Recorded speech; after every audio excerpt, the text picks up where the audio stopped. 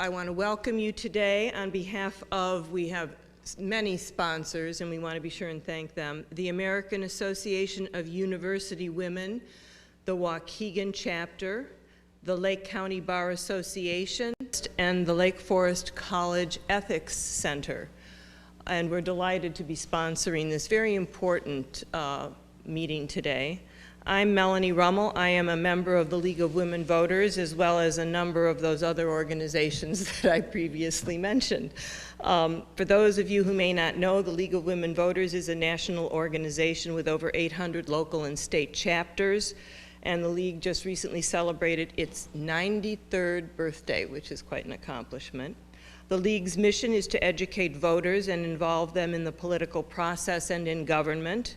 We have a lot of activities throughout the year. If you are interested in government at any level, or in public policy, or in being engaged in the political process, please think about joining the League of Women Voters.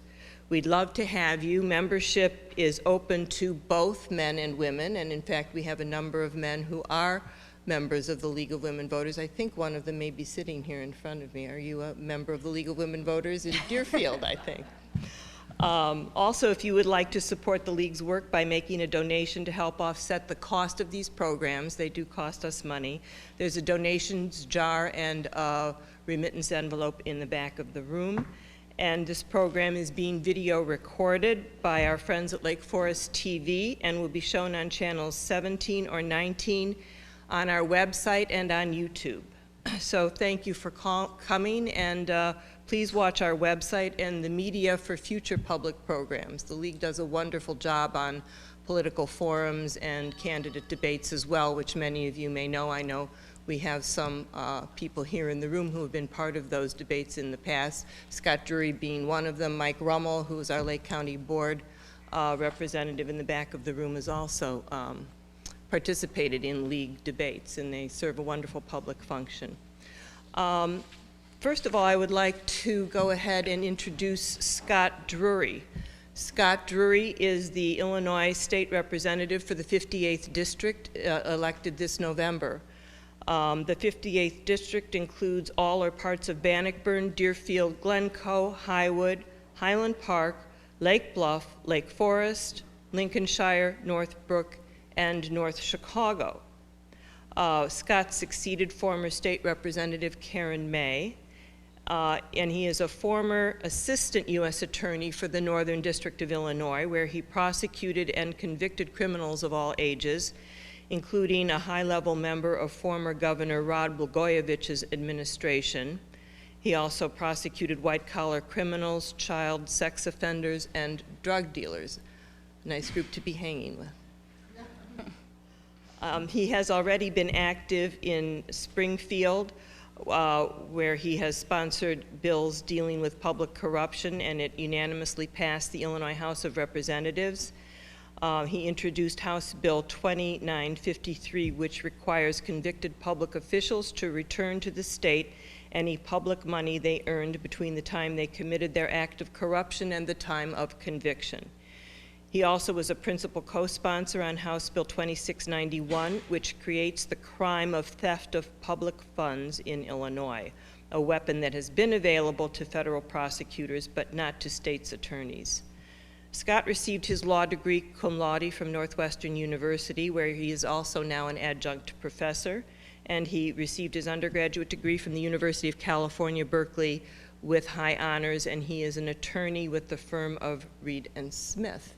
And Scott is kind enough to come up and talk to us now about some other legislation that he's sponsoring.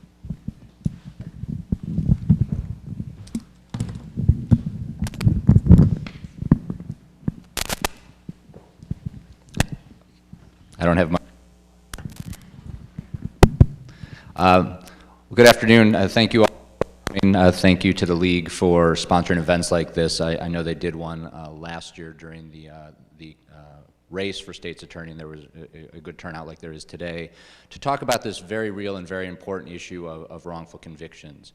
As you heard from my brief bio there, I come at this, I'm a former federal prosecutor, but I believe, as someone who prosecutes, and sometimes people are surprised by this, that what goes on with wrongful convictions in Illinois and across the country is just absolutely, absolutely horrific.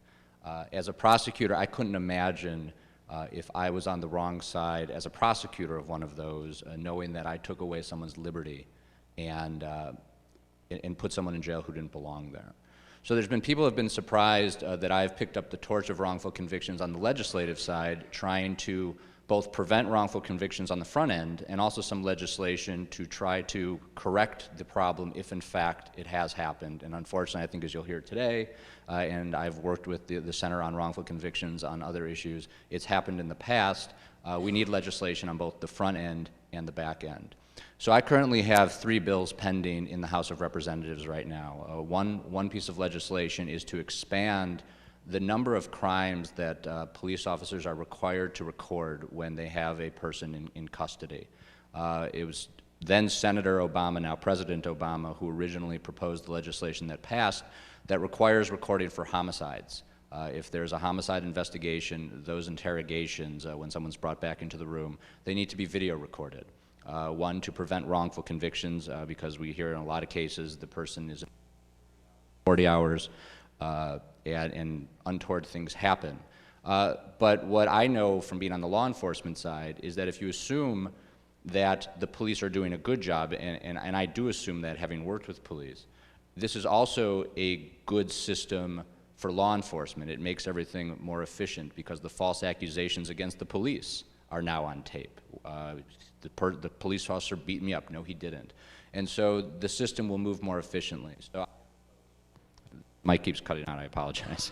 I've proposed increasing the number of types of crimes that are recorded, not just to homicides, but to the highest types of felonies, high-intensity felonies, kidnapping, sexual assaults, aggravated battery, armed robbery. There's a full-page article in the Tribune about this legislation, and what you find is that everyone agrees that we need to do more recording, but the fact is law enforcement doesn't always want to do more recording because they claim that there's a big cost to it. And I think there is, but there's a big cost on the back end when you wrongfully convict somebody, and I think those need to be offset. And my line has been, what is the price of justice and what is the price of taking someone's liberty away from them? And that always needs to be put on the scale. So that legislation is currently pending. We're hoping that it's going to get through. There's always talk about wrongful convictions and needing to record in DNA evidence, but one of the biggest causes of a wrongful conviction is actually a misidentification in an eyewitness case. And I've also proposed some legislation that would change the way lineups are done. And what this would do is instead of the officer conducting the lineup actually knows who the suspect is, you have it's called a blind lineup. So the person in the interrogation room doesn't know who the suspect is, so he or she can't try to lead you towards that person. Again, I'm not saying there's any bad efforts on the part of the police. It just maybe they want to get the right person, and they may indicate or say, take another look at number 4. And so that would be removed from the process if we had a blind administrator. The legislation would also call for the lineups to be recorded so that you could hear how good the identification was. What did the witness say? Were they completely positive? Were they kind of unsure? Were they unsure and became positive? All of this could go away, again, if we record the lineups. And again, there's been some opposition to this on the law enforcement side, saying that it might be impractical, and we're working on doing this. Now, it's important to know that people campaign really hard all over the state on wanting to stop wrongful convictions, and I think that people have the right motives. And there's been a lot of changes put in place by various state's attorneys' offices. But one thing that I've noticed is a lot of the changes look backwards. I'm going to look at the previous state's attorney and see what that state's attorney did and review all of that state's attorney's convictions and make sure that they're good because we want justice. What I haven't seen a lot of, and I'm hoping to see more of, and I'm talking with state's attorneys about this, is the reforms I have look forward. How are we going to stop this from happening again? And that's where I'm hoping to have the support, because it's not enough just to look at the past and say this happened in the past, it's not going to happen again. I mean, that's great, that's good reforms, we need it, but we also need to have reforms that are going to stop it in the future, and no one is above this. And so I would hope that every state's attorney in the state would be on board with wanting real criminal justice reform. Now, the last reform I'll talk about quickly It's called it deals with the post-conviction procedures. If someone has been convicted wrongfully, what do we do? The process used to only be open to people who are inside the penitentiary, and it was very limited. I proposed a bill that got out of the House a couple weeks ago that would open this up to anyone who had been in prison or in detention and can prove or has evidence of actual innocence, that they would have access to this post-conviction procedure. And some people said it was too broad, and originally I thought maybe it was, but as I thought about it, if you had evidence that you were actually innocent, why should it matter when you had that evidence and where you were in life? You should be able to bring your claim. And was able to convince a majority of the people in the House of Representatives that this was a good reform that is now sitting in the Senate, and we're hoping that that will get through the Senate and become law. So again, those are reforms that I'm working on. There was a full-page article in the Tribune about all of this today, so it's very timely that I'm speaking here. Just the fact that you're all here, I think, is great for criminal justice because people need to be interested in this. It's important. I'm certainly always going to continue championing these issues, and look forward to hearing some of the discussion today. But thank you again, and thank you to the League. Thank you, Scott.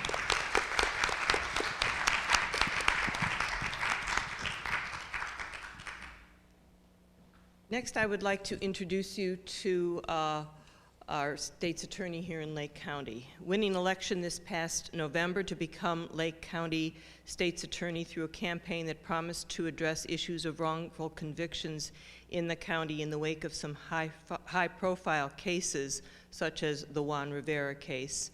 Mike Nierheim has already created a case review board of individuals who are sworn in as special assistant state's attorneys, separate from the state's attorney's office. The duty of this independent review board is to review cases which have triggered questions regarding DNA. State's Attorney Nierheim came to the office as an already experienced prosecutor, working as an assistant state's attorney and later as a defense attorney, looking at prosecutions from both sides of the case. He was appointed by the courts also to investigate post-conviction issues pursuant to the Illinois post-conviction laws. He has also defended the rights of individual defendants by writing and arguing post-conviction petitions. He is also involved in the community. He serves as teen court judge in Warren Township, and he is an advisory member of the Staben House and vice chairman of the Lake County Bar Foundation, which has gladly afforded me the opportunity to get to know Mike. Mike is also on the board of directors of NICASA, Lake County Crime Stoppers, former Inmates Striving Together, called FIST, F-I-S-T, and Lake County Sexual Assault Council, also the Lake County Underage Drinking and Drug Prevention Task Force, and is the chairman of the Lake County Domestic Violence Coordinating Council. I'm going to invite Mike to come up and speak to us a little bit about what's going on in the county. Thank you. Well, thank you, and thank you for being here today. And I came into the office of state's attorney in Lake County about almost exactly 4 months ago, a little longer. And when I took over the office, there were a lot of issues that I know all of you are aware of, which is why I think most of you are here today. And the issue becomes, what do you do about it? And I could have come into office, I suppose, and said, well, these things happened under the prior administration, and it's a new day, and we're not going to let that happen again. I chose not to do that. I chose to take a very serious look at this issue and try and come up with ways on preventing wrongful convictions from happening in the future in Lake County. We simply can't afford one wrongful conviction. And the fact that Lake County has become known, I think, nationally as the wrongful conviction central. When there's a discussion in Colorado about wrongful convictions, Lake County, Illinois is part of that discussion, and we just simply can't have that. When that happens, our entire criminal justice system has failed. What I did, because I didn't want to wait for anything, I wanted to get involved in this right away, and I wanted to take a serious look at Lake County as a whole. I invited various professionals from around, not Lake County actually, most people on my panel are not from Lake County, some are. But I asked people, experienced professionals from outside of the state's attorney's office, retired judges, defense attorneys, prosecutors from other counties, people from, again, different backgrounds. We have an investigator. These people volunteer their time, and they come and they sit with me, and we meet periodically, and we talk about a couple of things. One, we talk in general, and what protocols can we put into place right now. And legislation is great, and I'll work with Representative Drury on legislation. That's great. And there are things, though, that we can do right now. There are things that I can do working with chiefs of police around Lake County to put protocols into place within my office and also with them to ensure that these cases don't happen again. So we look at wrongful convictions as a whole. DNA has been the subject of a lot of discussion, but DNA is not certainly the only issue we see when it comes to wrongful convictions. We see oftentimes faulty identification or issues with regard to the interrogation procedures. So in putting this panel together, we've come up with some protocols that we're going to move forward with the Chiefs of Police Association in Lake County and with me in my office. And there are, again, things we can do right here in Lake County. The second thing that we've done as a panel in Lake County is we have looked at some cases that have been brought to my attention that we're currently looking at. The subject of the media has predominantly been about 4 cases, but there are other cases that individuals have brought to my attention that again, we are taking a very serious look at. And this panel, I think, is so important because it gets to the root of, I think, one of the major causes of wrongful convictions, which is this cognitive bias or tunnel vision, where prosecutors and law enforcement, they look at a certain set of facts and they truly believe in their heart that it happened a certain way, and they tend to look at evidence that fits their theory a little bit closer than maybe other evidence. And it could be that other piece of evidence that could show that God forbid, you have the wrong person. It's very difficult when you've invested a lot of time or when you work in an office really as small as Lake County. There are 74 prosecutors in my office, and that's a pretty good size office compared to the rest of the state, but it's really not that big in terms of everybody sort of socializes together. It's kind of like a big family. So when one prosecutor is called upon to look at another prosecutor's work objectively, it's hard to do because, again, these are people that work together every day, and you want to think that your coworker got it right. So this panel, I think, can pierce through that because, again, these are individuals that really have no ties to Lake County, have no ties to these cases, have a very diverse background in terms of experience, and no dog in the hunt, so to speak. I mean, they look at the case for the first time with a fresh set of eyes, and they may pick out a piece of evidence that is critical that nobody looked at before. So that's just one of the things we're doing in Lake County. Another thing that I've done very recently is really beefed up the experience level of the prosecutors that work in our felony review division. Felony review, for those of you that don't know, is essentially the gateway into the criminal justice system in Lake County. Every felony case, every domestic case, when the police make an arrest or they want to get a warrant or they want to work on a case a little further, they have to call into our felony review division, and the prosecutors there work with the police, and at that point they can say, I don't believe you have enough evidence to charge this person. It's a very, very important division in my office. I think it's probably the most important division in my office because if we have a case where, again, we don't have the right person or the evidence doesn't suggest we have the right person, it's very critical that at that point a prosecutor has the courage to basically say no. And I've worked in that division when I was a young prosecutor. I know from experience it can be difficult. But I think where the office has failed in the past is that's in the stepping stone of one's career in the state's attorney's office. It was on one of the first couple of steps. You essentially went to law school, you graduated law school, and then you went into the traffic division, and then the misdemeanor division, and then felony review. You've never tried a felony case. You've never probably tried a jury trial involving a felony case, even a minor felony case, and yet you're called upon to make really the most important decisions in the office, whether cases get charged or not. So we've flip-flopped that and put some of the more experienced people in the office in that division, and I think that's going to do a lot, certainly in Lake County, to ensure the cases aren't getting into our court system that shouldn't. So I don't want to take up too much time here today because I really did come today to listen, to learn. The issue of wrongful conviction as it relates to women is, I have to admit, something I hadn't thought about before, and I'm excited to learn today, so just as much as you are. So with that, I'll stop talking, and I'll stick around for questions afterwards if anybody has questions for me. But thank you for being here.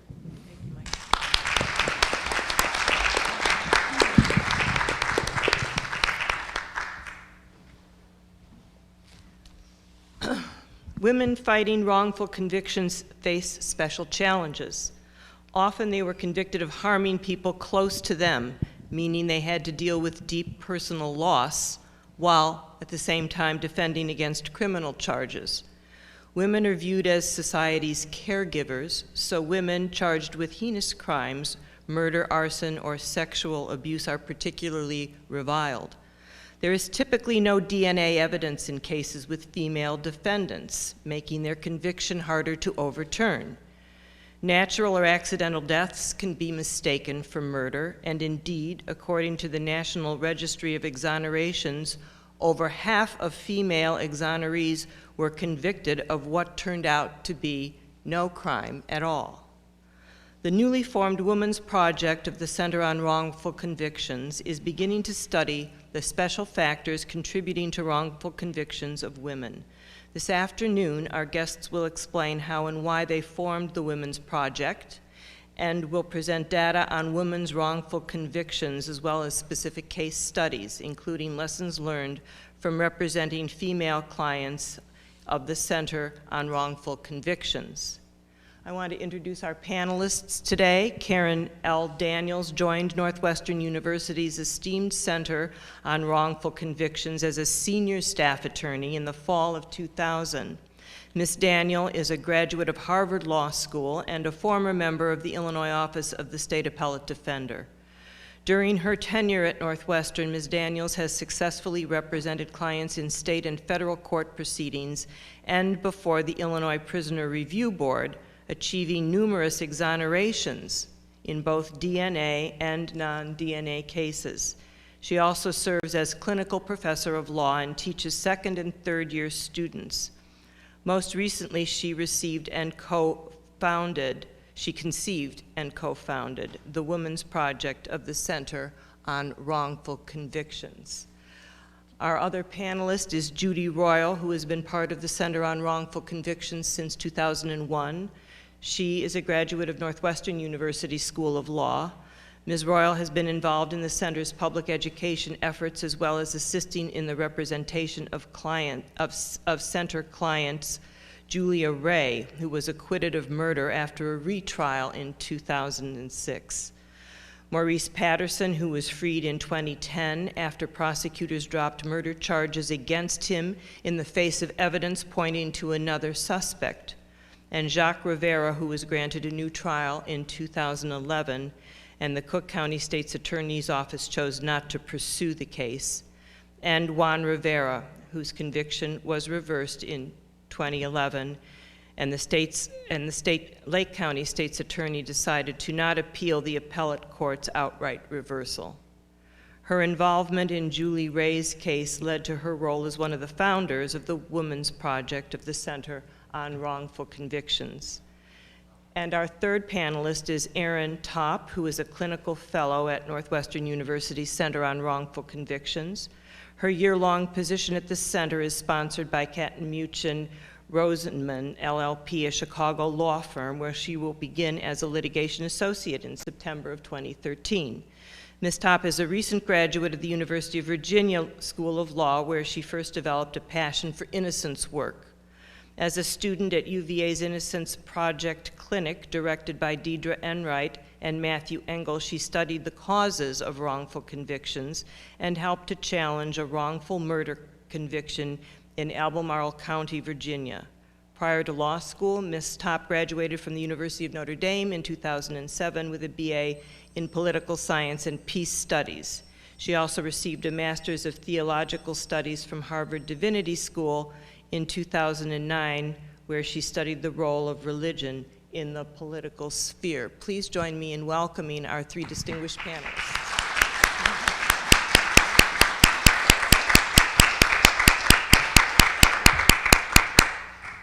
Well, thank you for that very lovely introduction. In case you didn't know who is who, I'm Karen Daniel, Judy Royal, and Erin Topp. And I really want to thank the League of Women Voters for putting this together and for this opportunity, and especially Sally Zeit and Linda Bartmus for organizing this event. And I'm also very gratified that State Representative Scott Drury and State's Attorney Mike Nierheim were able to come by and make some remarks and be part of this as well. Those of us who work on wrongful conviction cases a lot are so gratified that some of our elected officials have taken up these issues, and these two gentlemen have only been in office since the beginning of the year, and they already are making great strides in reducing the incidence of wrongful convictions. And I often tell people that I think that those of us at the center have as much or more in common with the prosecutorial community as we do with the defense community, because when we look for cases of innocence, we are simultaneously looking for the true perpetrators who may have gotten away, and that's an interest we have in common with prosecutors. So what I'm going to do is I'm going to begin by giving a little background first about the Center on Wrongful Convictions itself, in case some of you are not completely familiar with it, and then move into introducing our Women's Project and tell you a little bit about why we started it. And I'll be followed by Erin and Judy, who will talk about some of the data that we've collected on women's wrongful conviction cases and some of the major causes of these wrongful convictions. So here we go. So the Center on Wrongful Convictions was founded following a 1998 national conference on innocence and the death penalty. And I know we talk a lot about wrongful convictions now, people are familiar with this concept, but only 15 years ago, a lot of people really couldn't fathom that an innocent person could not only be convicted of a serious crime, but also could be sentenced to death for that crime. So my mentor in this work, Professor Larry Marshall, who at that time was at Northwestern, he's gone on to sunnier climes, he's at Stanford now, but he conceived of this conference, and he brought together on one stage 31 individuals who had at one time been on death row, whose cases had been thrown out, and who had compelling claims of innocence. And visually and emotionally, seeing all those people together, and they were less than half of the known death row exonerations at that time, but seeing them all together really started a change in thinking on the part of many legal professionals about whether wrongful convictions were a rarity or whether there really were some systemic problems that needed to be addressed and studied. And of course, we at Northwestern fell into the latter camp, and thus the Center on Wrongful Convictions was born. So this November, actually, we will celebrate the 15th anniversary of that conference. And since the center's inception, we've been instrumental in the exoneration of 36 men and women in Illinois. I'm also especially proud of the fact that we were one of the first innocence projects in a law school that was willing to take on non-DNA cases as well as DNA cases. And as State's Attorney Nierheim pointed out, the types of issues that arise in DNA cases, mistaken identifications, false confessions, faulty science, sometimes witnesses who commit perjury, when there's ultimately DNA evidence at the end of the case to tell you, oh, this is definitely the wrong person, it's easy to accept that these factors took place in the case. But we have to remember that most cases don't have DNA evidence of any kind, and yet the same things can happen in the other cases, the other 90% of the cases. And so we really pride ourselves in taking on the harder cases, the ones without DNA, and trying to work through those as well. Some of the other things that we've accomplished since the center was founded have included advocating for certain reforms in the criminal justice system. Some of them have included electronic recording of police interrogations in homicide cases, and as you just heard, Representative Drury is advocating that that be expanded to other felony cases, and we're very much in favor of that. Obviously, abolition of the death penalty in Illinois, we were very much involved in that effort.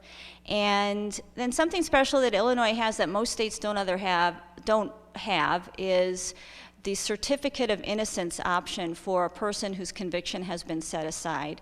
If a person was convicted and on a second trial they got an acquittal or the charges were dismissed, that doesn't always mean that they're innocent. But if they really were innocent, it's nice to have a vehicle to establish that and have a court certify that so that they can go on with their lives without a cloud hanging over their head. And so that was a piece of legislation that passed in 2008 that we're really happy with in Illinois. So as we've moved along, litigating cases, advocating for reforms, we've also started to think about the fact that different factors that are involved in wrongful convictions can affect different populations of individuals in different proportions. So one example of that is youthful suspects and persons who were convicted of crimes when they were juveniles, when they were teenagers. In 2009, we started a youth project. And that project has focused primarily on looking at police interrogation tactics as applied to young people. And what they've learned through their research and the cases they worked on is that young people are more vulnerable than adults to police interrogation tactics. And as a result, they can be more likely to confess falsely to something they didn't do when the same tactics used on adults are applied to them. And so the folks at the center who've been working on that project have done a lot of work, public education and educating police officer associations on other ways of interrogating juveniles that can result in more reliable statements by the juveniles. So following that, we began to look at our women's cases. Since our inception, we have represented 4 women in court litigation, and that's not very many. It's a small percentage of the people that we've represented overall. But there are just some striking similarities in these cases, which you can see up there. All 4 of these women were moms who were convicted of killing a son or a daughter. And these were not babies who died.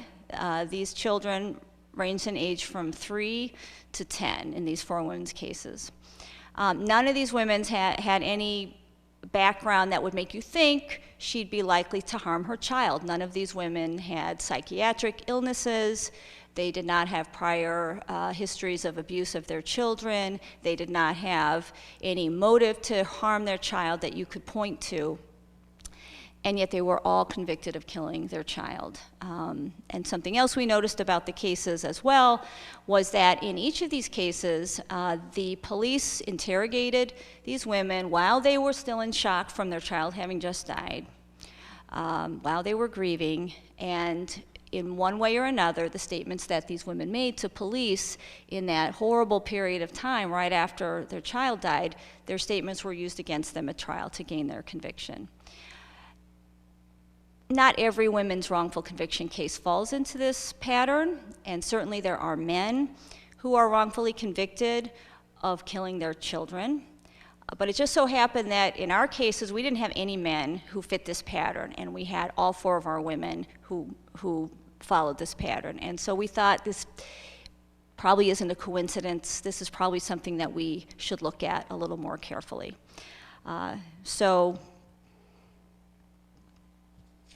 The Center on Wrongful Convictions Women's Project was born. We launched last November. And what our objective is at this point we have more questions than answers.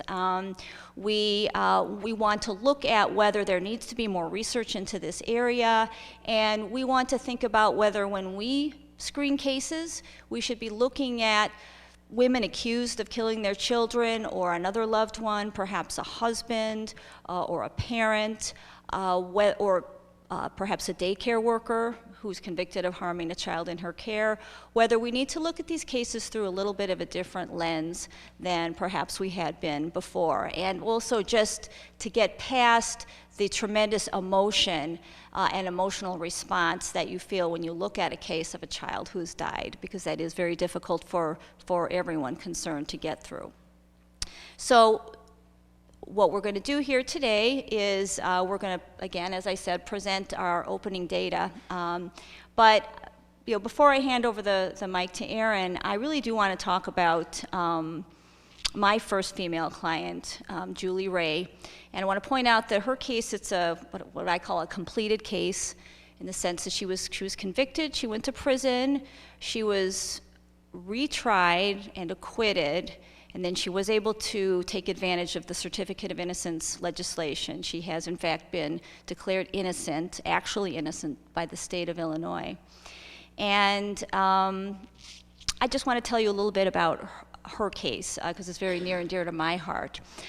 Julie was a mom. She was also a doctoral student at the University of Indiana at Bloomington, and she was a divorced mom. Her ex-husband was remarried and lived in another county in central Illinois, but they shared custody of Joel. So when Julie had Joel, when she didn't have Joel, she would be studying in Bloomington, but when she had Joel, she lived with him in a small and cute little house that they had in Lawrenceville, Illinois, which is a very small town near the Indiana border. And her parents, Julie's parents, also lived in town. Her dad was a minister, and Joel was the only grandchild and was Julie's only child. So as you might imagine, he was very doted upon when he was living with Julie, and they all took care of him and they all loved him. But everything changed on October 13th of 1997. And on that day, Joel was at Julie's house, and they woke up, or Julie woke up in the early morning hours. It was still dark out. She heard a noise. She didn't know what it was because she had just awakened. But she got up out of bed to check on Joel, whose bedroom was across the hall from hers. And she went out into the bedroom, and she could see into his room, and his bed was empty. She didn't see him there. And before she could really process that, a man basically leapt at her from that area, and they kind of had a small scuffle right there, and she was kind of grabbing on him. She really didn't know what was going on. She was dragged along a bit, down her hallway. She got some rug burns on her knees. She was just wearing a little nightshirt, and he went barreling out through her house with Julie in pursuit. He crashed through her door that led to her garage. It had a glass pane in it, which shattered when he slammed it open.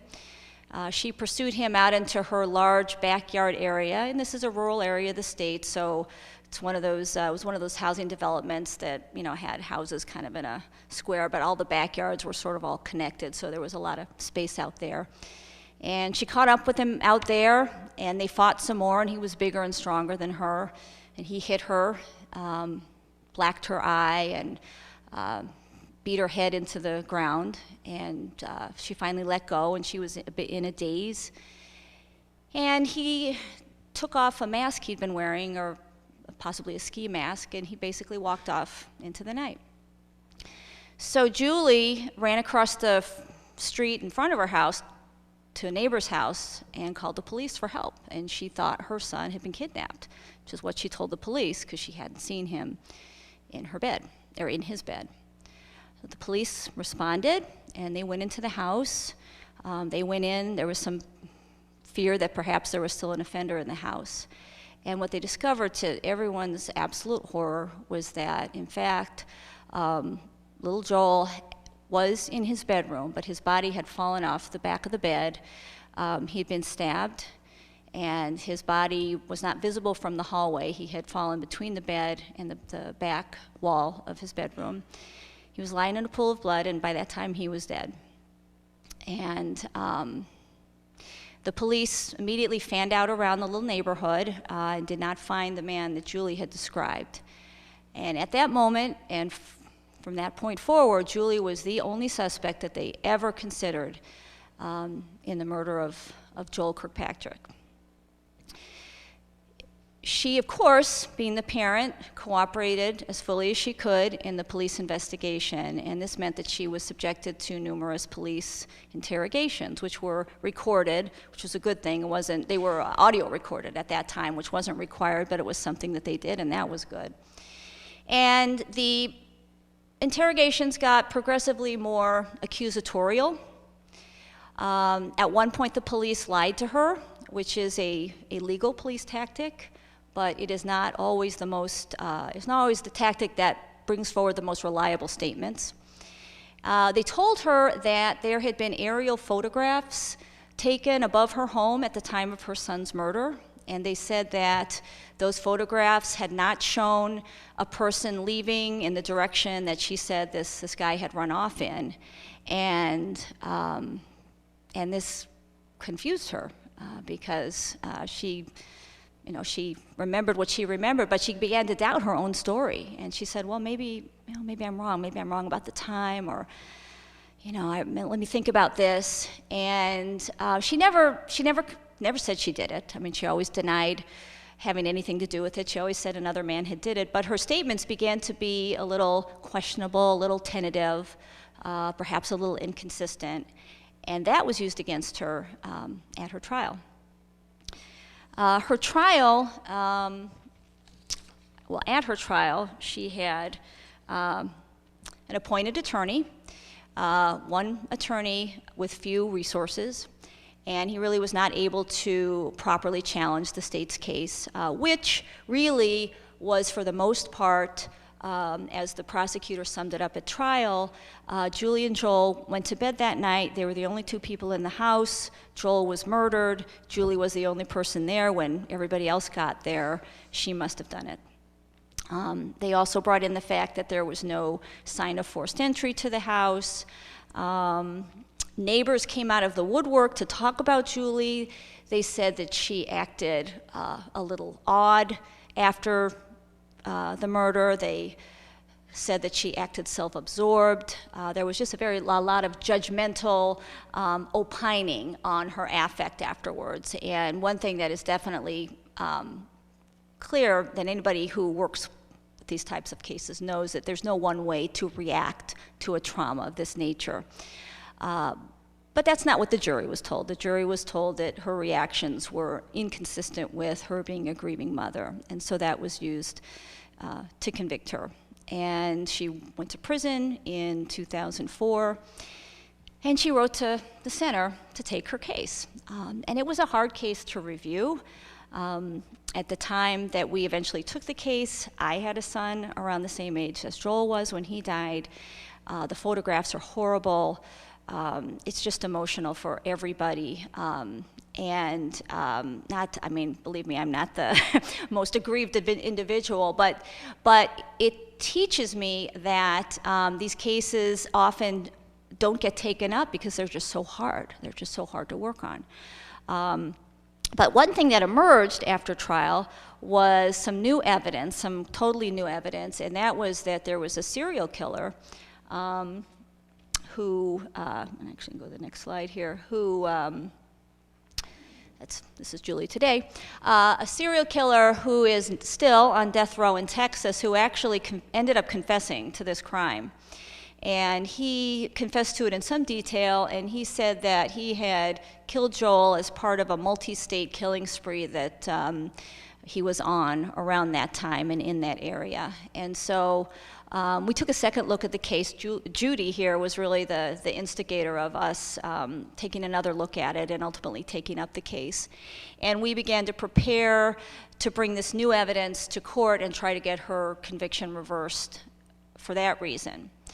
But we were really very lucky in that her appeal, which we weren't even involved with, just her regular appeal from her conviction, was successful on a very technical legal ground, and she was granted a new trial for reasons not having to do with the evidence in the case, and I won't go into what that was, but it did give her the opportunity to have a second trial.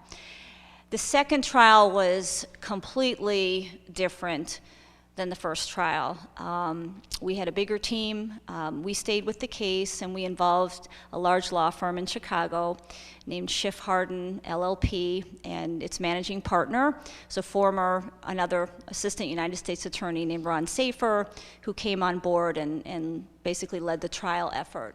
And because we had more resources, we had a big team, we had lots of eager law students, we were able to mount a very different defense to the charges the second time around. And through expert testimony, we were basically able to establish that there was another person in the home that morning. I won't go into every detail of that, but I'll give you a couple of examples. One was that Julie's nightshirt had a lot of her own blood on it, because when the door with the glass pane was broken, she got cut, so she was kind of covered in her own blood, but also there were a couple small spots of Joel's blood, which at the first trial was used as evidence against her. It was characterized as an indication that she'd stabbed him and the blood had splashed back on her, even though one of the spots was on her back. But at the second trial, actually the state's own bloodstain expert explained that these stains were actually transfer stains that don't arise from splashing, but rather from rubbing up against something with blood on it, which was very consistent with her having struggled with her son's actual killer, who probably was pretty bloody after what he had done. There was a police officer who was one of the first responders who testified at the first trial that there was dew all over the grass in the back of the house, and that he specifically looked for footsteps in the dew, and there were none, and that convinced him that there was no person that had run off through the back, like Julie said. We thought to consult with a meteorologist, and he checked the weather data at that time in that location, and he testified at the second trial that, in fact, it was impossible for dew to have formed at that time on that day. And so what the police officer remembered, and he hadn't remembered this until about a month after the fact, was couldn't have actually happened. And then, of course, we brought out the evidence of the serial killer and his confession. But not only his confession, we also presented witnesses who had seen a man fitting the description of the person that Julie had described in the area of Lawrenceville, both before and after the crime. And in fact, one of the witnesses who had seen this man, he was a gentleman, he had seen a very menacing man in a Lawrenceville diner very shortly before the crime. And once he heard about the murder of Joel on the news, he contacted the police and he tried to get them to look into this because he thought this could have been Joel's killer. And by that time, the police were so focused on Julie that they just did not follow this very promising lead. So those were some of the factors that ultimately resulted in Julie's acquittal. And that was in 2006, and as I said, she was able to get a certification of innocence after that. So that case has been very formative for me. Personally, Julie has stayed very involved with the center, and she has pretty much, over the years, begged us, insisted, demanded that we start a women's project because Julie believes that not only are there certain types of cases that affect women more than men, such as these, what I call situational cases, where the woman is the caregiver, something happens to the child, so the woman is the one that is being looked at first. But also, Julie feels that women experience injustice in the criminal justice system differently. They experience incarceration differently, and they heal differently. And she felt there really needed to be a place where women, such as herself, could network with professionals working on their cases and with each other in order to heal. So the Women's Project is a testament to Julie and to Joel. And if I could name it the Julie Ray Women's Project, I would, but I think my dean is probably hoping that some generous benefactor will come along and it'll be called the Jane Doe Women's Project. But that's Julie really, I think, is the main instigator of our project. But now I'd like to hand the floor over to Erin, who's going to talk a little bit about some of the data that we've put together at the outset about women and wrongful convictions. Hi, thank you. As Karen explained, the 4 women clients of the Center on Wrongful Convictions had some noticeable patterns and similarities.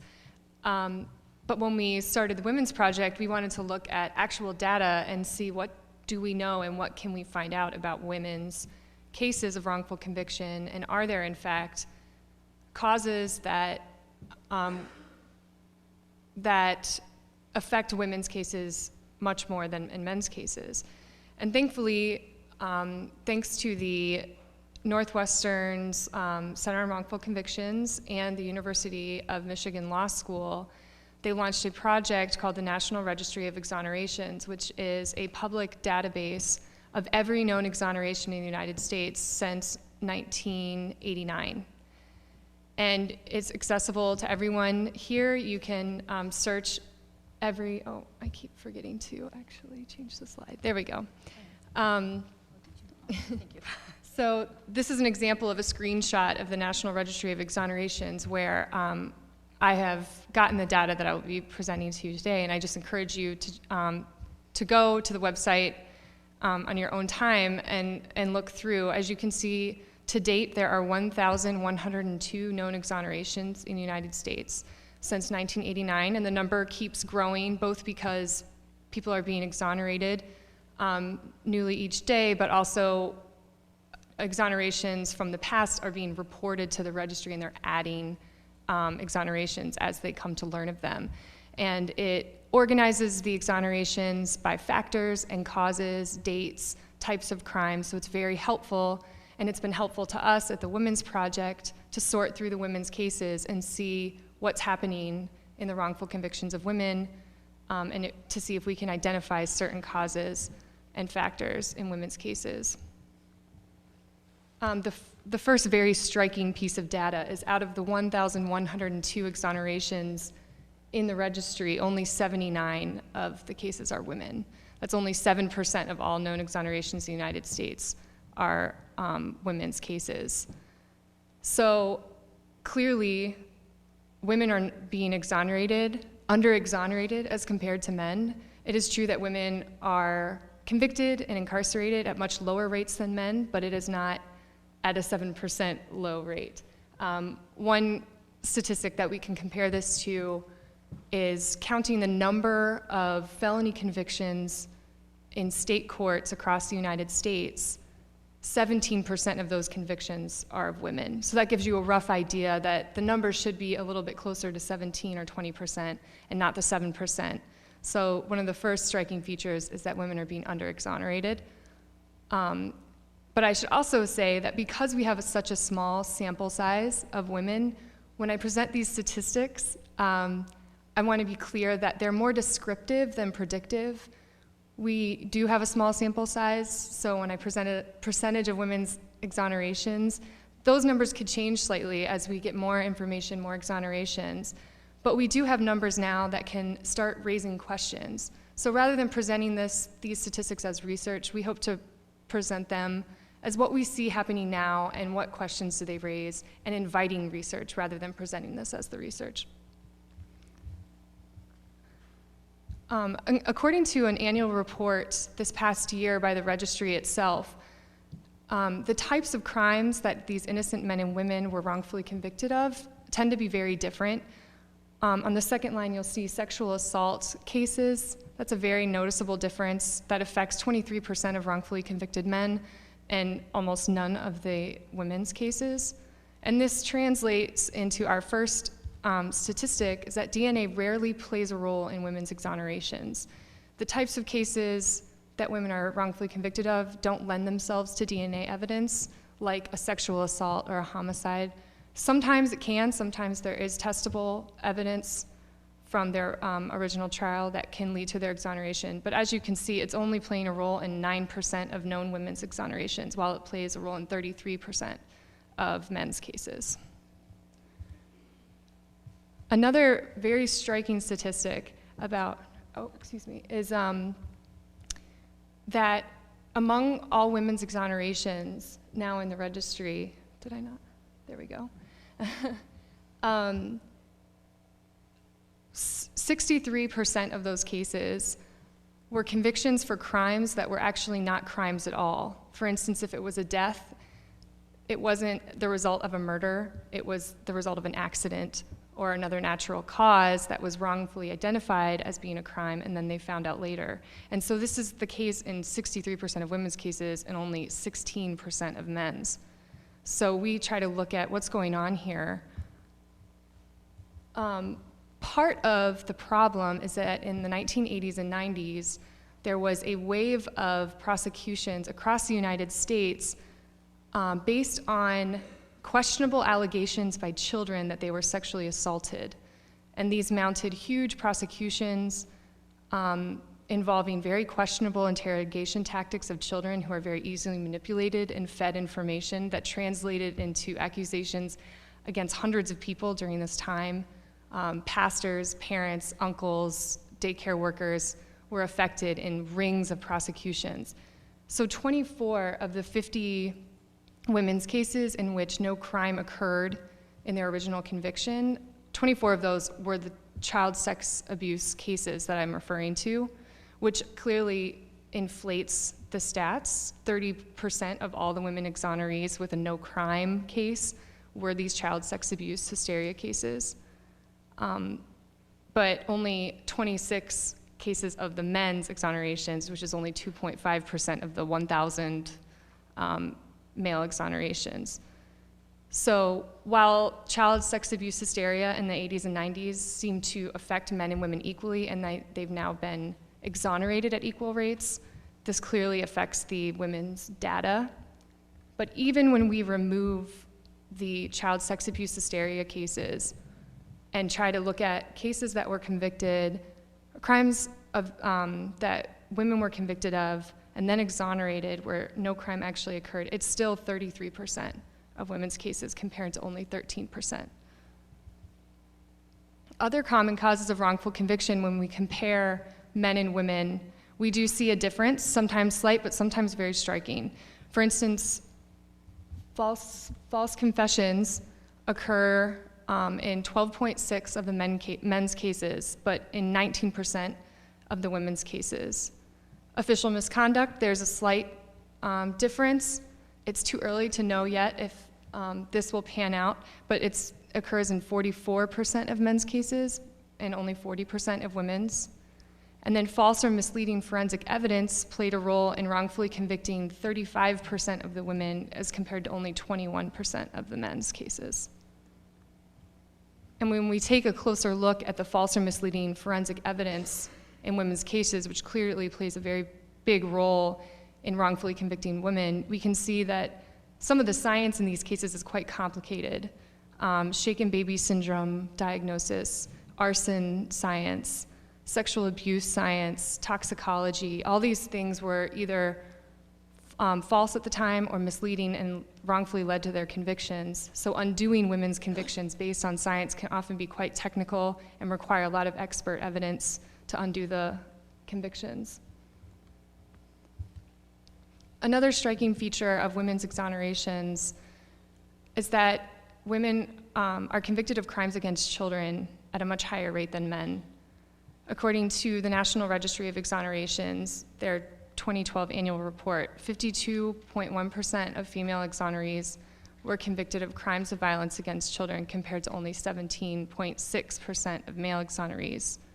So we're clearly seeing a problem that women, more often playing the role of a caretaker of children in our society, their opportunity to commit crimes against children is translating into their being convicted of those types of crimes at a much higher rate.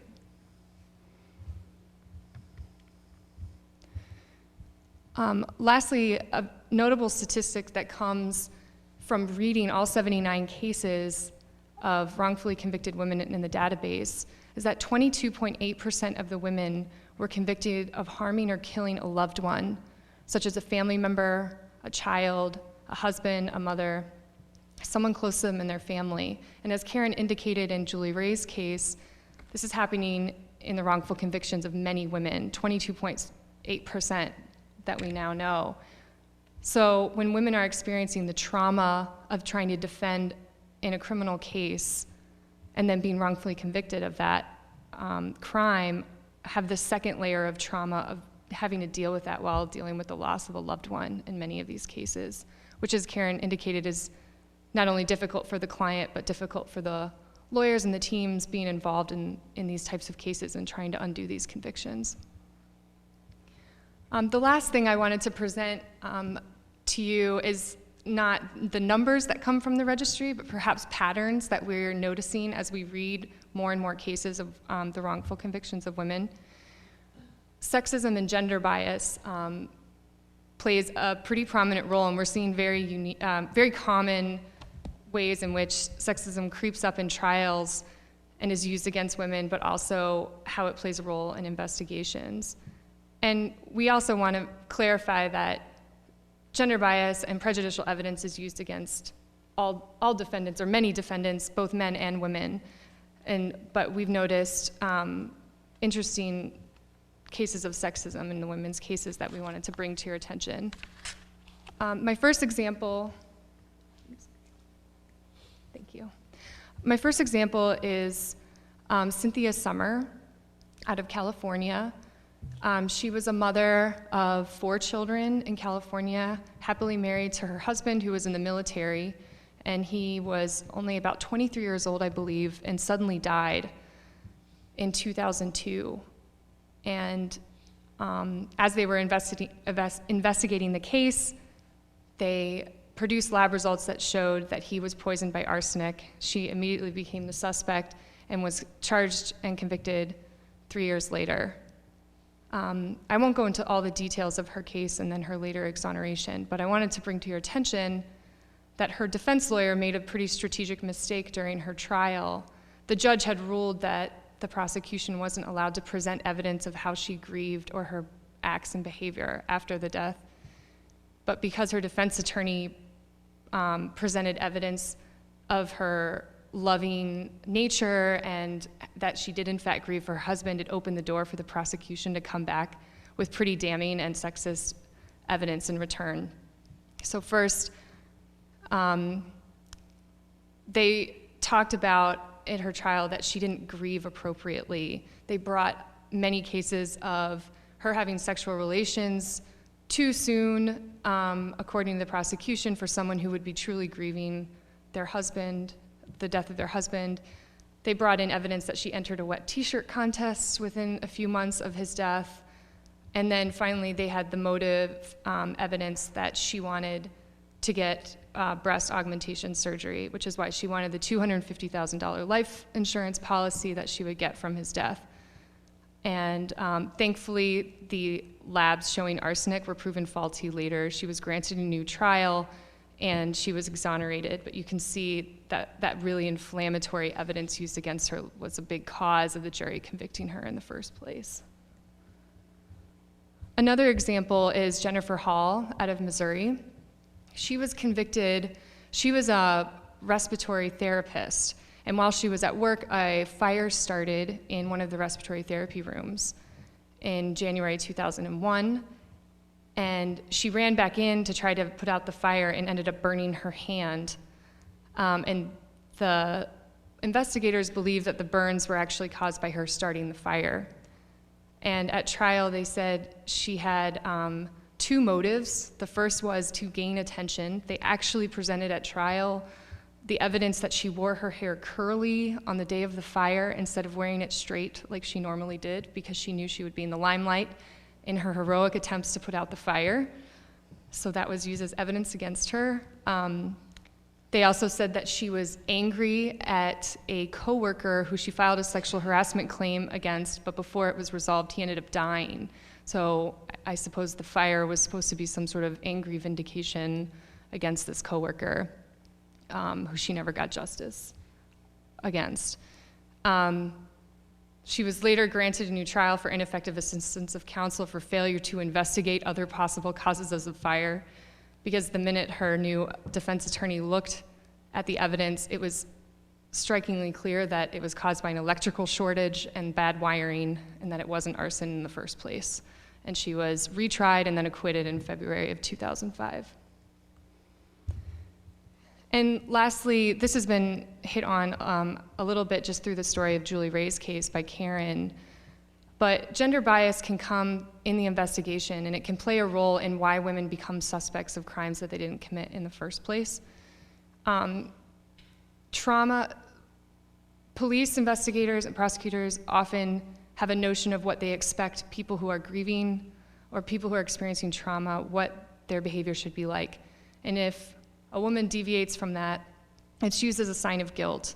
So often, if women act too sad, it's seen as fake and theatrical, so it's not true. But then if she's not sad enough, then she's not grieving properly, so she must have done it. And the questioning of women who are experiencing a trauma during a police investigation is often during a time of shock, as Karen explained. So their statements are often hazy, confused, and those are used against them as inconsistent statements and evidence of guilt. And finally, often the role that women tend to play in our society as caregivers, as mothers, often leads to the improper zeroing in on female suspects as the sole suspect in a case where it doesn't quite make sense. For instance, in Patricia Stallings' case, she was convicted of poisoning her infant son with antifreeze. Her son, it was later discovered, ended up dying of a rare genetic disorder that leads to false positives of antifreeze from the compound in antifreeze in her labs. But she was convicted and not her husband, because she was the one who supposedly fed him more, so would have more opportunity to poison the bottle. And that's why the investigation zeroed in on her in the first place. And finally, Letha Jean Hockersmith out of Oklahoma, she took her 2-year-old adopted daughter to the hospital because she had fallen 2 days before and was acting funny and showing strange signs. And she ended up dying 3 weeks later from complications. The medical examiner who reviewed the autopsy determined it showed signs of shaking and blunt force trauma to the head. So they concluded that the 2-year-old must have been beaten or shaken, and that's what really caused the death. But instead of investigating both Letha Jean and her husband, who had equal opportunity to have done that to a child, they focused strictly on Letha Jean, and she was wrongfully convicted, and thankfully was later exonerated in 1996. So those are just some of the few examples of the patterns we see sexism, gender bias investigations playing a role in women's wrongful convictions. And now I'll turn over the presentation to Judy Royal. Thank you. There's a lot of research out there about interrogation practices and false confessions, but not specifically on whether women respond differently to police interrogation than men, especially when they are in shock over a child's death. There's something known as the Reed Manual. The actual full title, as you can see, is Criminal Interrogation and Confessions. And this is used to train police personnel throughout America and actually around the world in the Reed technique in interrogations. Now, I'm not criticizing the Reed technique. Actually, Fred Inbal, one of the authors, was one of my favorite professors, and I think the world of him. And this is an extremely effective technique in obtaining confessions. The problem is that sometimes it may accidentally result in a false confession. I'm going to read you something from the Reed Manual about the steps of an interrogation. The innocent suspect's face may become flushed. The eyes may concentrate on the investigator, and he may also respond verbally in an angry, blunt manner. A guilty person will usually be passive. He may respond with a rather pleading look and answer in the form of a soft denial or a rather vague inquiry to the investigator. A guilty suspect may attempt to evade detection by employing dramatic physical gestures, moving the head back and forth and running their fingers through their hair in an effort to create the impression of complete desperation. Now, I think you don't need to be an attorney or a police officer to hear that and think, well, maybe a woman being questioned might not be angry and blunt, especially when they're grieving and in shock over the loss of someone that they love.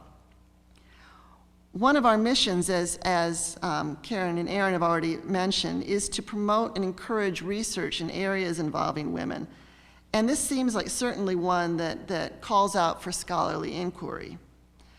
As Erin mentioned earlier, over 19% of female exonerees falsely confessed to a crime. Now, if this number included inculpatory statements, and by that I mean a statement that is not a confession, but somehow ends up being used against the defendant, it would be much higher. I'm going to discuss 3 cases. One from Chicago, affectionately known by some as the false confession capital of the country, and 2 from different states, one of which resulted in a death sentence for a teenage girl. Nicole Harris was convicted in 2005 of murdering her 4-year-old son, Jakari, who died of asphyxiation, strangled with an elastic band from a fitted bedsheet in a bedroom he shared with his 5-year-old brother, Deontay, in the family's home in Chicago. Deontay told investigators that he had seen Jakari wrap the band around his own neck while playing Spider-Man, and that neither his mother nor father were present. The medical examiner ruled the death accidental.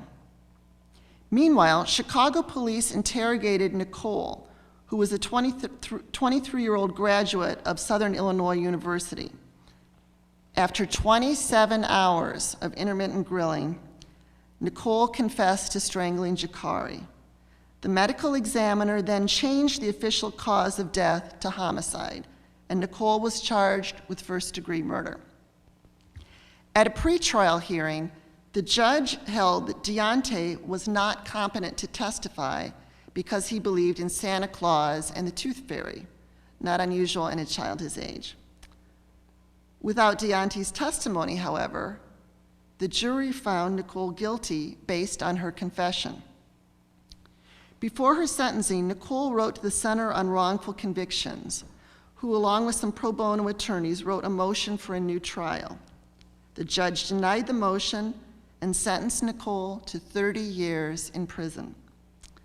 In October 2012, however, the U.S. Court of Appeals for the Seventh Circuit granted the writ of habeas corpus, holding that the exclusion of Deontay's testimony violated Nicole's right to present a meaningful defense.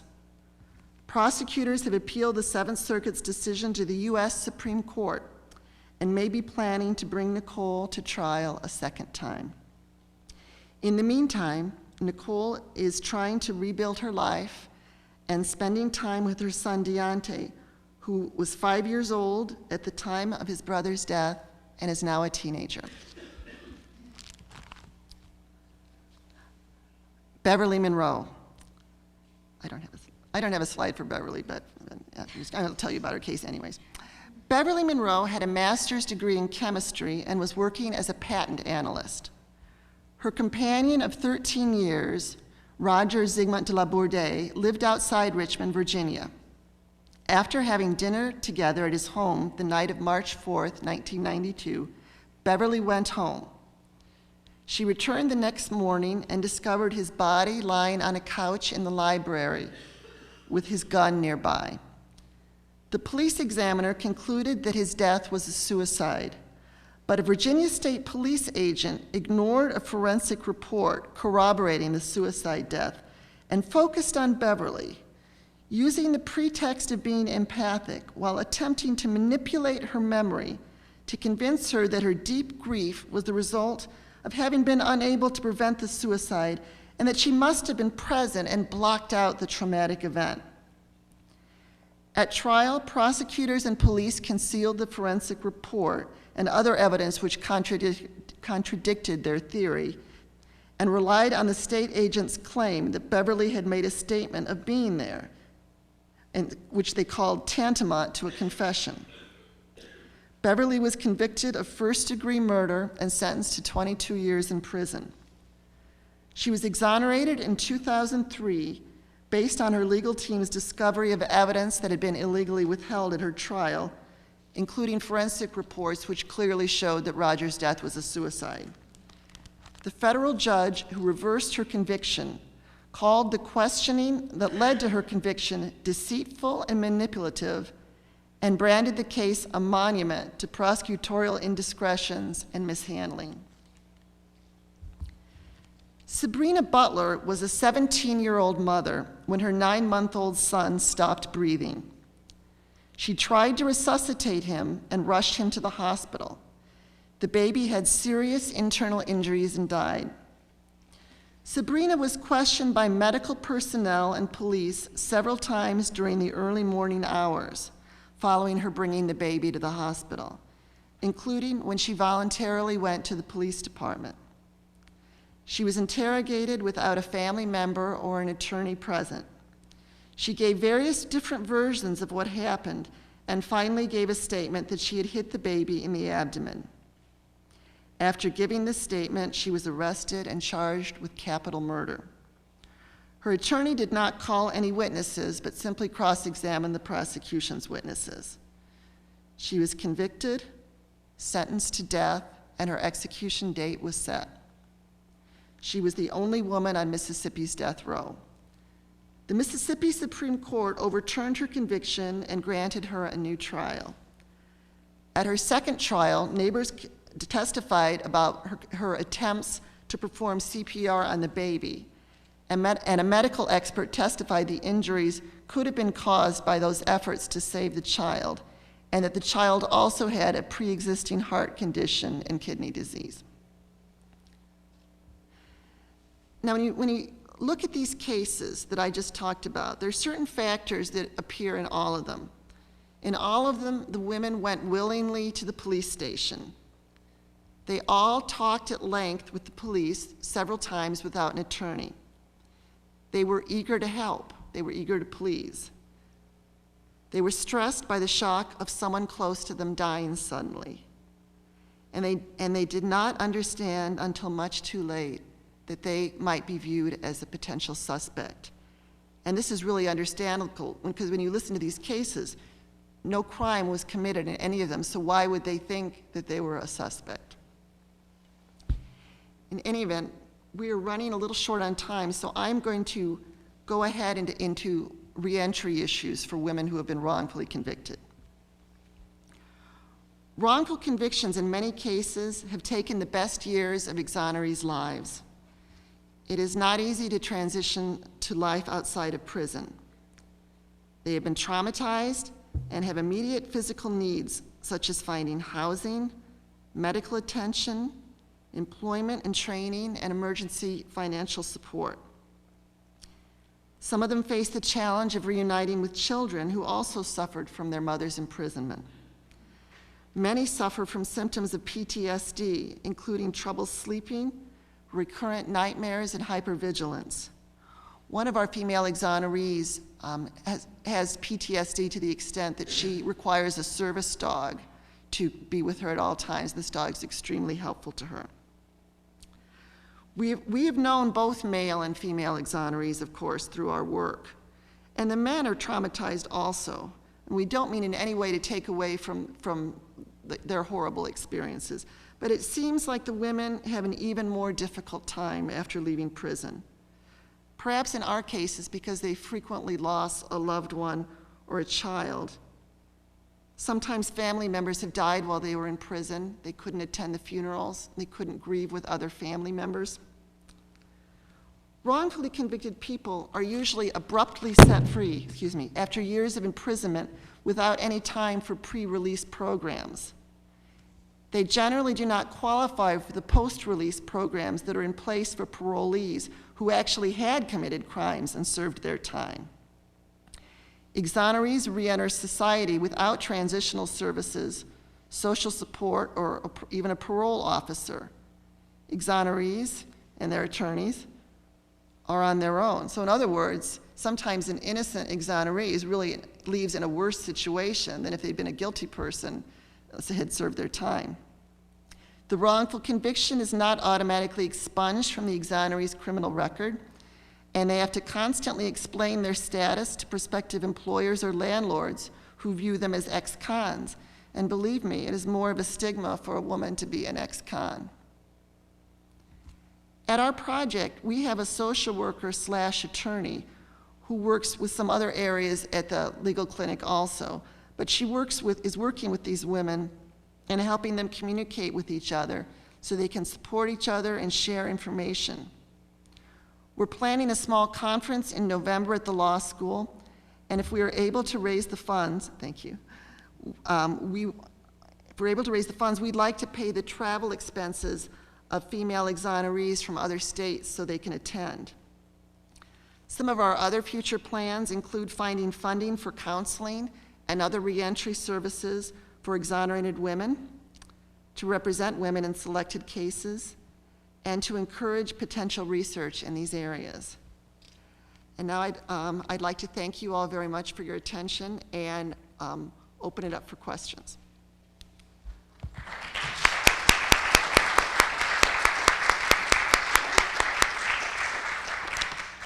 And of course, I would encourage State's Attorney Nierheim and Representative Drury to come up as well and take questions or comment Yes. on anything.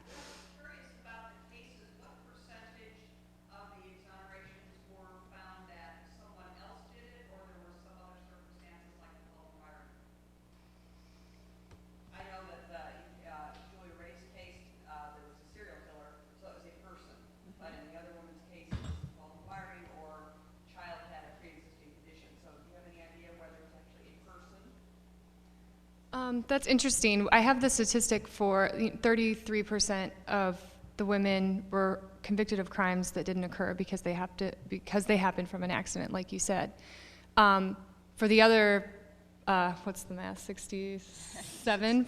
And those don't count the child sex Oh, abuse right. hysteria cases. So that leaves about 33% of women's cases where there was a crime convicted, and I don't have the breakdown of that 33% of where they were able to find another suspect or find the real perpetrator.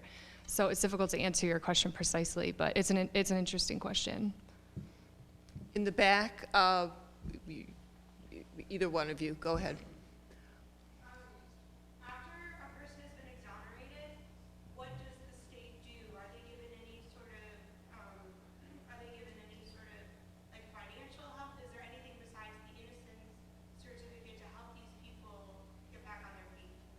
The question is, I'll repeat it for the TV, is after people are exonerated, what does the state do to help them re-enter society? Well, I can go there. So the certificate of innocence is granted only for women who can, and men who can establish actual innocence. And if they do that, it comes along with what I consider to be a modest award. For example, Julie, she served 2 years in prison. She got somewhere on the order of $60-something thousand. I just had a client who just got a certificate of innocence last week. He served 13 years in prison. He's going to get $170,000. So that comes with it. It's a no-fault award. Since I have Representative Drury here, some states don't have any compensation, but of those that do, we're a bit on the low end.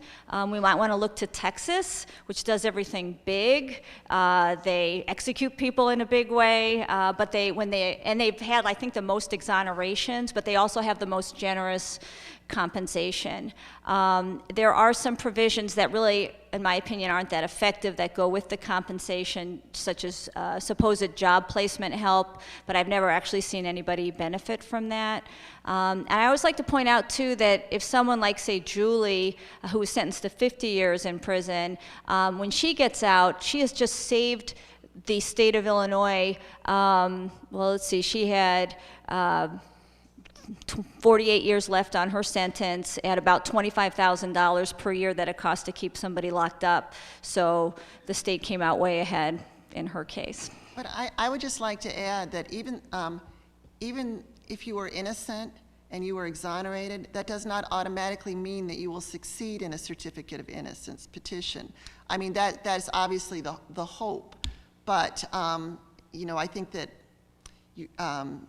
some counties and some judges are you know, taking a very strict look in terms of what's required to show that the person is actually innocent. So, and if you do not succeed in a certificate of innocence petition, you get nothing. Although, shout out to Representative Drury again. I think you're the co-sponsor of, yes, one of the co-sponsors of, there is a current bill that would make the whole certificate of innocence and then the compensation automatic in certain cases where actual innocence was the reason that the conviction was overturned in the first place. So that could be really, really helpful. That would be great. We hope that gets enacted. I'm just going to ask, in the Juan Rivera case, weren't there some damages that were paid to him, Mike? Through a civil action, so that's another way to That's a pursue possibility, but again, a person can be innocent, and that does not necessarily mean that they will prevail in a civil action. I mean, you read about cases where people have, and they do sometimes, but it's not a guarantee. Actually, Juan Rivera either has filed or is about to file a petition for a certificate of innocence. Where is that filed? In the circuit court where they were convicted, or is that a new case? It's filed in the circuit court, and depending on jurisdiction, it's really up to the chief judge in that jurisdiction to decide whether it would go back to the same judge or a different judge. But is it a civil case or is it a criminal case? It's in the Code of Civil Procedure. In Cook County, it stays in the criminal division, and those judges consider it part of this criminal case. In other jurisdictions, it's considered a new civil matter and is handled under the civil rules of procedure. There's a question right here.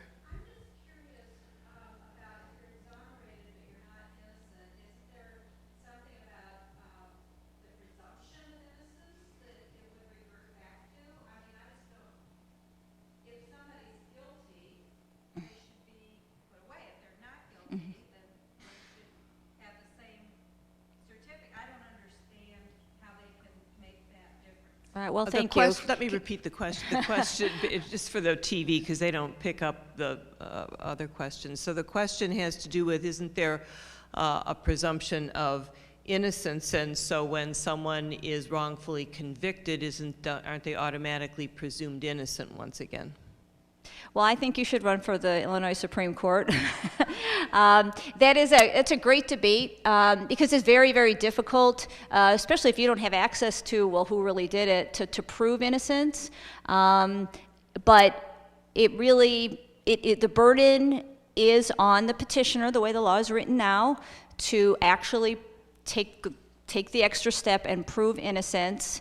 If I were to suggest some additional legislation, I would suggest that in these cases, if a person has been to prison and the conviction has been thrown out, that there be a presumption of innocence. And at that point, it should be on the prosecutor to come forward with a little evidence of guilt. Maybe not enough to convict them, and I'll give you an example of the type of case you wouldn't want to compensate someone, and that might be a case, let's say a drug case, where the reason the conviction was set aside was because maybe the police did something wrong when they executed a search warrant, and so the drugs couldn't be used at trial. I mean, that person's guilty, but their conviction was set aside, so you don't want that person to be compensated. So in that case, there'd be a presumption of innocence, but then the state's attorney could come in and say, well, yeah, he really did have all these drugs, so we shouldn't compensate him.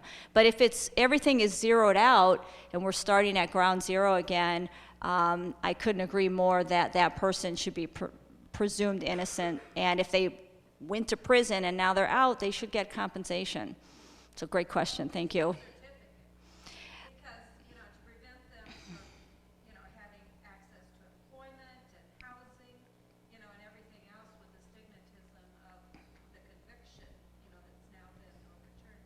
That just, I don't know so much about compensation as just being able to have a certificate. Right, and Julie never sued anybody over her case civilly. I mean, she did get the compensation, but what she says and what so many of our clients say is just that the certificate of innocence, and in some cases, a pardon based on innocence from the governor is just so important to them and going on with their life. But we kind of like the certificate of innocence better because it's from a court and it has actual standards and it's not tied up in politics the way the innocence pardon is. There's a question in the back of the room again.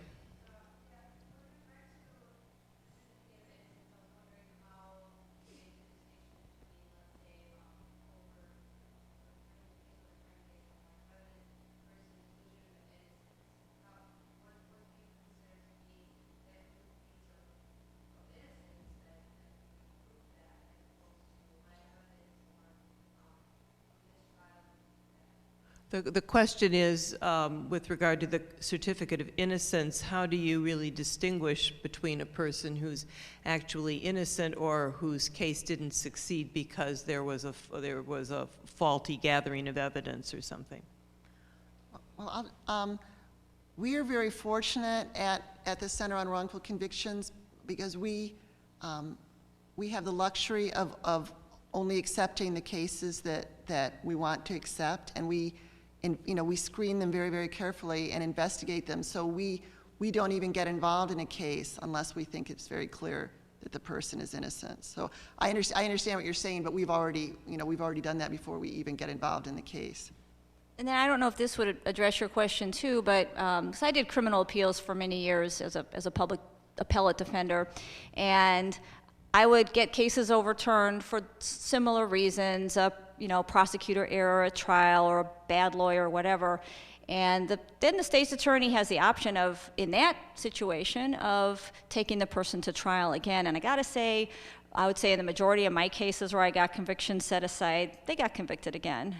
But if something happens, in the meantime where there is actually additional evidence of innocence that wasn't there at the first trial, those are the types of cases that we're talking about that are suggested for the exoneration registry. And those are typically cases where either there is a retrial and the person's acquitted, so there is a difference between the two trials, or the state's attorney's office reevaluates the case and elects not to proceed again. And I will grant that doesn't always mean that the person is innocent, but I guess we go back to what is your presumption at that time, and that's a great question for debate.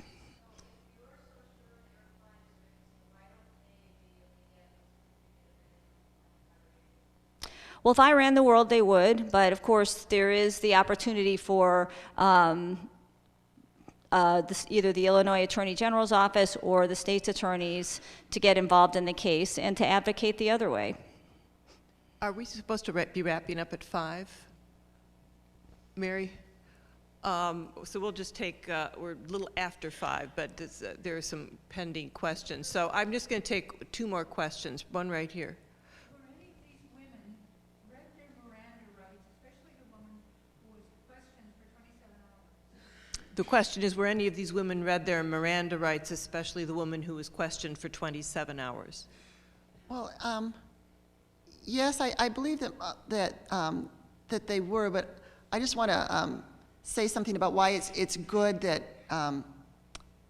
interrogations are now being videotaped, because in that particular case, Nicole Harris' case, she was questioned, off and on for 27 hours, and then they started recording at the point when she was broken and she was confessing. So if that earlier period had been taped, they might very well have not chosen to proceed against her. Did you say what percentage of people that have been exonerated get the certificate? Did you say that? We did not give that as a statistic. That's something that we've been looking at. It's an interest I have, and I don't think it should be that difficult, just to see if women are compensated at a different rate than men across the nation, and that is actually something that we're going to put together. I'm going to take the final question from the back of the room. I was wondering, concerning projects such as this, being sponsored through this women's project, where there is presumption of innocence at the end, how often does the state choose to refile the charges and take people to trial once again? Are there any statistics on that? The question is, are there statistics on how frequently these women are retried after the Innocence Project gets involved and may prove their innocence?